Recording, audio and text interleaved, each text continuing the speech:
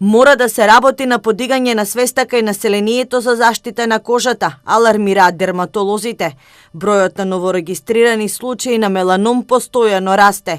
Иако постојат бројни ризик фактори, како еден од најважните, дерматолозите го посочуваат УВ зрачењето од сончевите зраци.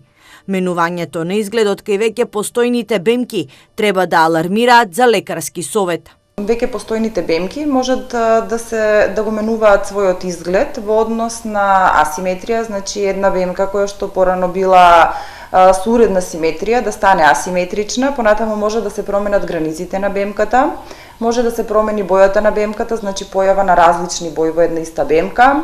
Исто така може да се промени диаметерот, значи обично промени над 6 мм веќе не загрижуваат.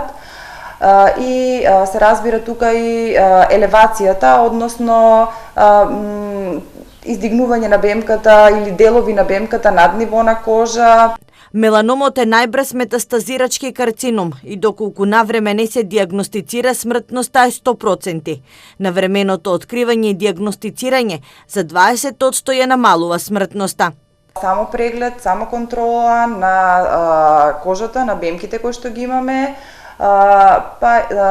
меланомот може да се појави деново, поради тоа да речеме само преглед на кожата, со помош на огледало, се разбира сами најдобро можеме да ја следиме кожата и во секоја состојба на загриженост, обраќање на дерматолог.